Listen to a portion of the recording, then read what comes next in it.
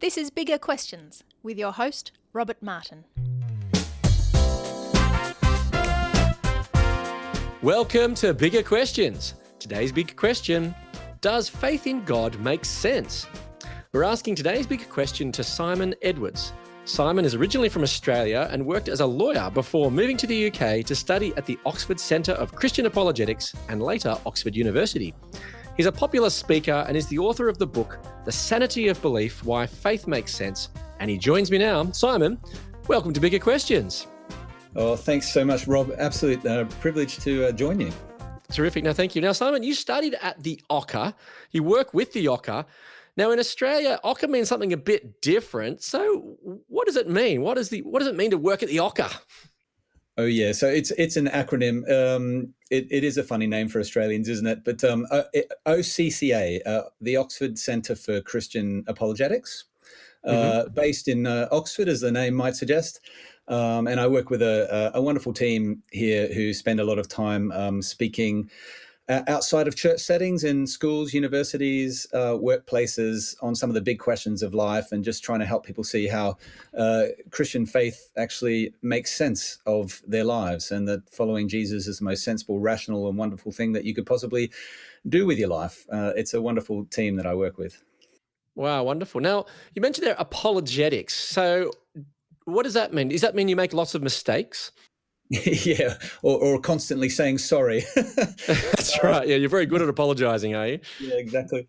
It just means to give a defense or an explanation. So Christian apologetics really is just about explaining what Christianity is and defending questions, heartfelt concerns, or intellectual objections that people might have about Christian faith. So I like to say to people, it's just responding to thoughtful questions with thoughtful answers. Terrific. Well, it's great that you can join us here today, Simon. Now, to kick off Bigger Questions, we like to ask some smaller questions just to get us thinking. Today, we're asking Simon Edwards if faith in God makes sense. So, Simon, for our smaller questions today, I'm going to give you two quotes which I found on a Reddit thread connected to today's big question, where a key word of the quote has been blanked out. Okay, all you have to do is tell me what the word is that's been blanked out. Okay, does that make sense? It makes sense, but it doesn't mean that I'm not incredibly frightened right now. Well, I'll see how you go. I don't think they're particularly easy, but we'll see how you go anyway. Okay, quote one.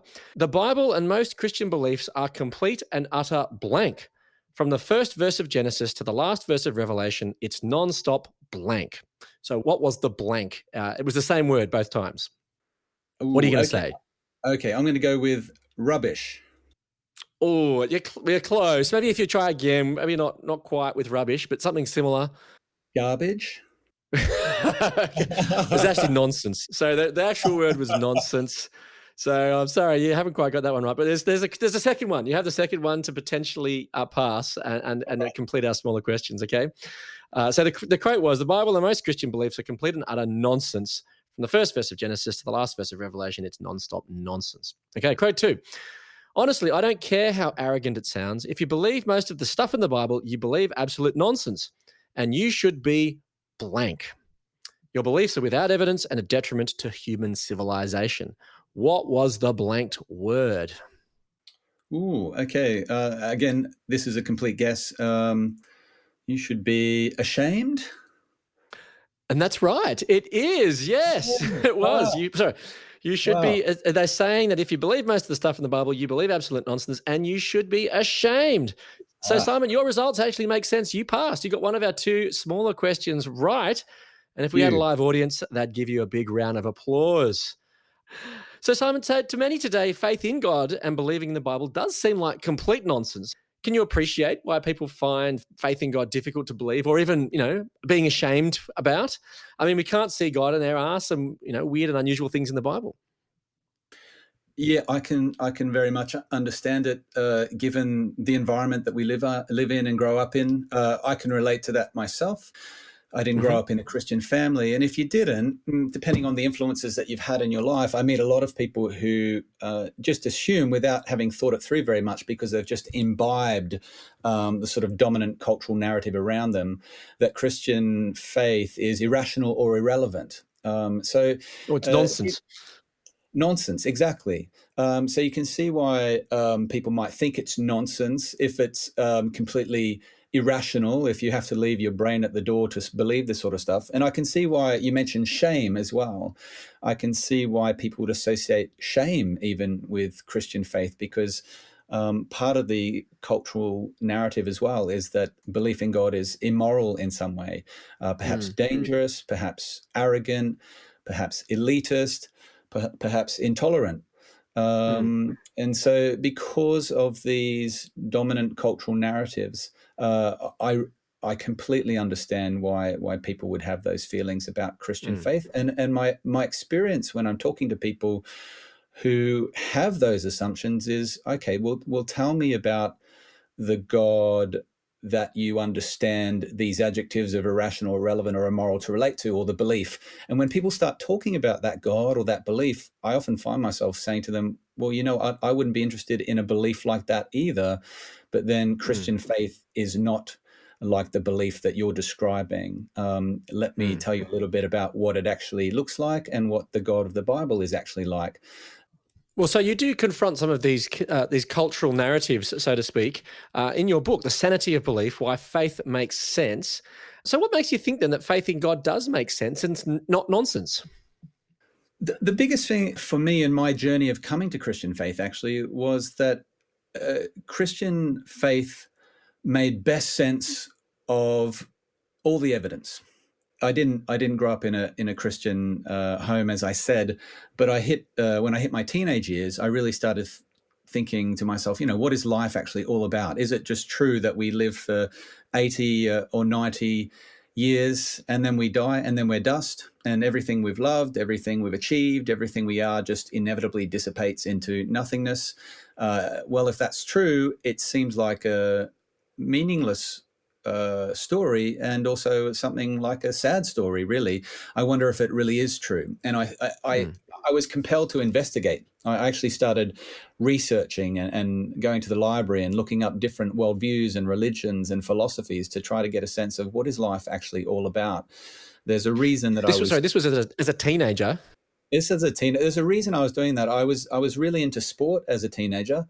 I was playing cricket and tennis and rugby, athletics. I was doing martial arts. It was the biggest thing in my life. And then suddenly I had a knee injury, which meant I had to stop all sport. And you can just imagine, overnight, I went from a very busy, active person to having more time on my hands that I knew what to do with.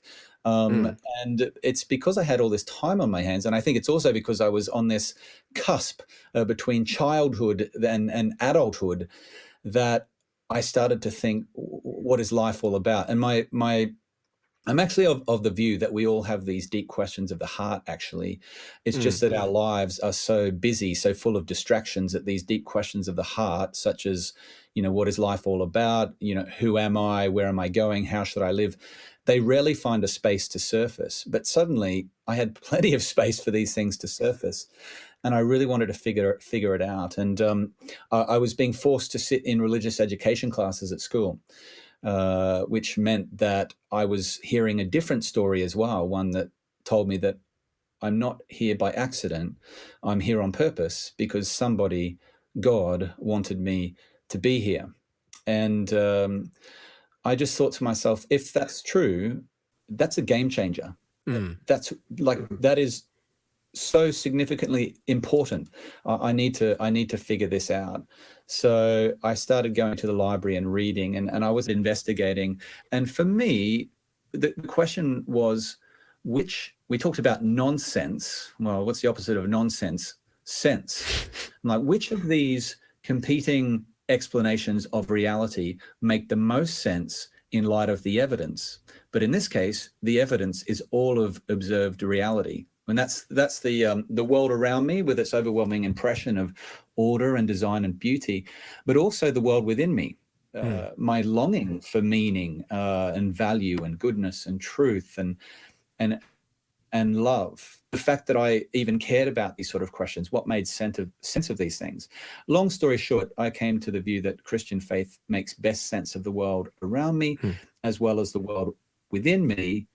But on top of that, the biggest thing for me was actually being introduced introduced to the person of Jesus, Right. and getting to know, because I started to read the Bible, and I found that as I read the Bible, the Gospels, I would at high school I was given a little Gideon's New Testament, so I had that, and I started reading that, and I encountered Jesus, and Jesus's life and teachings and words just had the ring of truth. I felt like I was encountering a person. Because you hadn't grown up in a Christian background or anything, so this was all kind of this was all new to you, was it? It completely new. It was as new to me as if I was studying Islam or Hinduism. I didn't know Jesus was God. I'd heard of Jesus. I knew he was religious, a religious person. I had no background at all. So I just went in full of curiosity and a desire to really answer the big questions. What is real? What is true? What is good?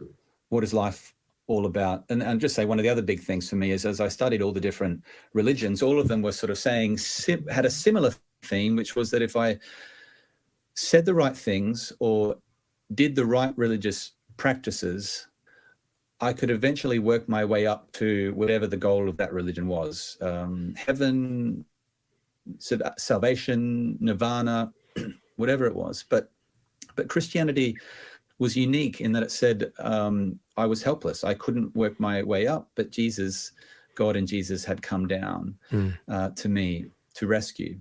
And I was a very competitive young man in my teenage years. And I intuitively sensed that this wasn't a man-made religion, because there's something in us that wants to do it for ourselves, to prove it for ourselves. But this went against the grain of that competitive instinct that said, I can do this on my own. And so that had the ring of truth about it as well. I would have these desires within me. But why God specifically? Why couldn't you find it elsewhere? I mean, there's plenty of non-believers, atheists, and so on, who find meaning and purpose in things other than God. So why do you find the answers in God? How does that help? Yeah, I reflected that if it's true that we're just here through an unguided process of time plus matter plus chance, we live for 80, 90 years and then we die and then we're dust. But when I talk about objective meaning, I mean, objective means it would be true irrespective of the belief of the agent. So it would be true, even if I didn't think my life was meaningful, if it was objectively meaningful, it would be meaningful. Right. So it's irrespective of the belief of the agent. And I thought, if life is just subjectively meaningful, but there is no objective meaning to it, that's not going to be able to sustain or satisfy a longing that I have. So I would have said, if I'd come to the conclusion that life ultimately boils down to unguided laws operating on mindless atoms, and that's ultimate reality, I would have said to myself that nothing is of lasting consequence. I think it was Bertrand Russell who said all of humanity's greatest achievements, love, etc., are just doomed to extinction, the vast death of the solar system. Like, if that was the true story, I would have said logically, life is meaningless. It's not of lasting consequence. But I still would have tried to make the best of it, tried to get as much pleasure, enjoyment as I could for the 80 or 90 years, if I'm lucky that I'm here. But I came to the conclusion that Christianity was true, and that made life meaningful. But as I thought about these things, I've thought about these things more since then, and I've realized that we all, if life is to be meaningful, and we all live as if it is, the following things would need to be true, which is that who we are matters, which is a question of value, that what we do matters, which is a question of goodness or morality, that what we experience is real, which is a question of truth, that our relationships are meaningful, which is a question of love, and that we can have hope for the future, a hope that not even sickness or suffering and death can take away. And that's a question of how we deal with suffering. And so these big things, value, goodness, truth, love, hope, suffering, we need to work these things through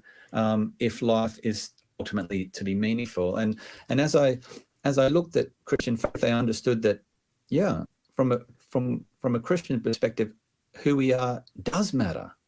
We're not just meat and bones and chemicals. We're eternal beings made for eternal future in God's great universe. And I saw that what we do matters. That there is such a thing as right and wrong, good and evil, because there is an ultimate standard of goodness in the universe, and that goodness is a person. And that it makes a difference whether we live like Genghis Khan or Mother Teresa, because what we do echoes for eternity. And the other big one for me, Rob, was the question of love. I intuitively sensed that love is the ultimate value. It just seemed like the most meaningful thing. There's a great, I think it was the poet Chris Morley who said, if we all had only 5 seconds, we discovered we only had 5 minutes left to live, what would we all do? We would all be on our phones calling those that we love, that are special to us, and telling them that we love them. Love is so valuable.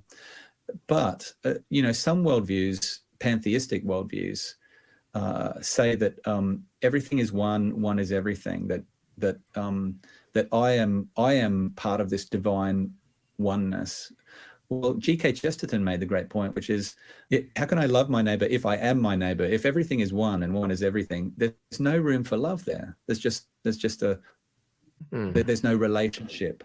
And then from an atheistic perspective, which atheistic naturalism tends to boil everything down to nothing but chemistry, nothing but our DNA, nothing but physics and biochemistry. And if love is nothing but chemical reactions over which we have no control because it's all deterministic and mechanistic, that robs love of the meaning that we naturally attribute to it based on our lived experience. But on the other hand, if at the foundation of all reality is love, because God is love, then this makes sense. It changes everything. It changes things. So it sounds like you've just outlined in many ways the first part of your book. It's like this forms your book, The Sanity of Belief: Why Faith Makes Sense. That's kind of what you argue in the first part of the book, isn't it? Trying to find meaning. Yes, right. Yeah, so I wrote, that's exactly right, because I wrote this book for people just like me, as I was as a young man, just trying to work out, what is life all about? And could this thing, faith, belief in God, is that something worth exploring? And so I'm really hoping that this book makes its way into the hands of, open-minded seekers of truth, even people who would be skeptical of faith in God, to help them see that far from being irrational, irrelevant, or immoral, that Jesus actually makes sense of the questions that really matter to us, and that he is in himself the fulfillment of the quest to find these things that really matter to us. So in the first half of the book, what I try to do is help, in the words of Blaise Pascal, make, with respect to the gospel, make people wish that it were true, and then show them that it is. So in the first half of the book, I'm trying to help people see why the good news of Jesus Christ is good, like really good. He is who you've been longing for all your life without even realizing it. And then in the second half of the book, I try to help people see that you don't need to leave your brain at the door in order to be a Christian, because the skeptically minded person might say, this sounds too good to be true. It probably isn't. So then I start dealing with the hard evidence of science and history and, tough questions of philosophy to see, does this really stack up? And of course it does. Now, you've mentioned Jesus just now, and he was obviously a central figure for your coming to believe in the Christian message. And in the Gospel of John, in one of the 4 biographies of Jesus' life that we have, Jesus himself makes a strange yet audacious claim in John chapter 6, verse 35, where he declares, he says, "I am the bread of life. Whoever comes to me will never go hungry, and whoever believes in me will never be thirsty." Now, Simon, isn't this just another example of nonsense? I mean, how can Jesus be bread? Yes. Anyone listening to Jesus at that time would have realized that he's using metaphor. Right. Okay. And of course, Christians don't believe that Jesus was literally a loaf of bread. Jesus is teaching something so critically important here, that because of who we are as human beings, physical things alone cannot fully satisfy all that we are and all that we were made for. And Jesus is saying that which you long for, ultimately beyond the physical things of this world, it's me. I am the life that you seek. One of the biggest questions in philosophy is what is blessedness? What is the good life? We don't talk like that today, but we might say, how can I be happy, or how can I be fulfilled? And often we're asking that from a very shallow perspective of, I just want nice feelings. But historically, the deep thinkers have thought of happiness or blessedness as something much more than that.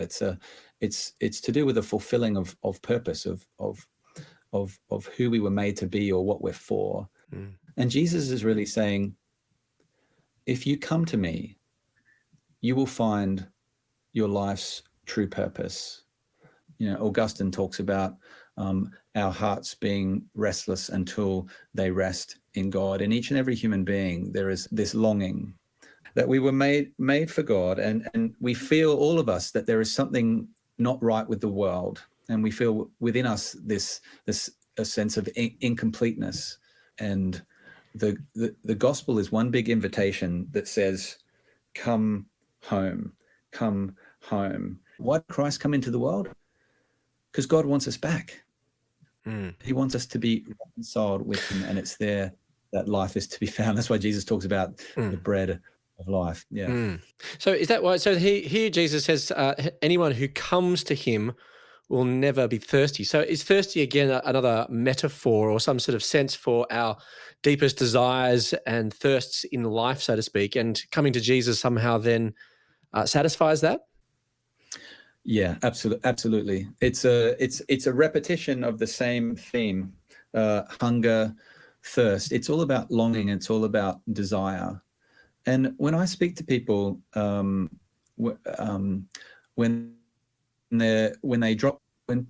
people drop their guard and they're honest with each other, almost everyone can attest to this experience that they're not satisfied. They're looking for something, they're longing for something, they don't know what it is. And people spend their entire lives going from one potential answer to another potential answer to satisfying this need for satisfaction, fulfillment, blessedness, and just brokenness after brokenness, as they find that thing which they think will bring ultimate fulfillment, they finally get it, and they find that it doesn't satisfy. And so they're left more lonely, more broken, more empty than ever before. And which is why I think, the Bible says it's Christ's love that compels us. It compels us to be ambassadors, to have this ministry of reconciliation, to say to those who are looking in all the wrong places for the answer to these deep desires, be reconciled to God. He's the one who loves you, who made you, and who makes sense of all these deep desires. So how has Jesus been satisfying for you? Well, as I said, he was satisfying right from the very beginning. When I encountered him through the pages of the Bible, he engaged my heart, and he engaged my mind. And as I came to realize who he was, because even before you realize who Jesus is, he's such an engaging figure. And so what difference has it made to your life then, from those searching years as a teenager to now? What difference has Jesus made for you? When I eventually went beyond merely intellectually assenting to the fact that Christianity is true, and I got on my knees in my bedroom one night, and I prayed to God, and I said, God, I give you my life. You're in charge now. I'm not. You are my Lord and my Savior. I commit myself unto you and to follow you from the rest of my days. I experienced at a very deep level, and this is not lightning and firecrackers, but more in the deepest part of me, just a profound sense of peace that the most important decision that I could ever make in my life has been made. I'm now united to God, reconciled to him, and he has promised me that he is never going to let me go. And ever since then, it has been like any relationship, the most fulfilling thing in the world. There's nothing more fulfilling, nothing more important, nothing more wonderful than relationships. Mm-hmm. But this is a relationship with the person who made me, who loves me, and who made the universe. And so the more I follow him and learn to trust him, the more I experience all the things that I long for: goodness, beauty, truth, love, through him. And not only that, it's not just a sort of a self-enlightenment, self-fulfillment thing. Jesus actually helps me to live my purpose, which is to be a little light in this world for him as well. So, Simon, does faith in God make sense? Faith in God makes absolute sense. Trusting in Jesus Christ is the most sensible, rational, and wonderful thing that you could possibly do with your life. As Jesus declared, he is the bread of life. Whoever comes to him will never go hungry. Whoever believes in him will never be thirsty. If you're hungry, it makes sense to eat. If you're hungry at a spiritual level, it makes sense to be reconciled to God. And part of the good news is you don't have to leave your brain at the door to do that, because the Lord wants you to love him with your whole being, your heart, your soul, your strength, and also your mind. Well, let me leave you with some of the Bible's answer to the big question: does faith in God make sense? From John 6:35. Then Jesus declared, I am the bread of life. Whoever comes to me will never go hungry, and whoever believes in me will never be thirsty. I look forward to you joining us next time for bigger questions. Thanks very much to our guest today, Simon Edwards.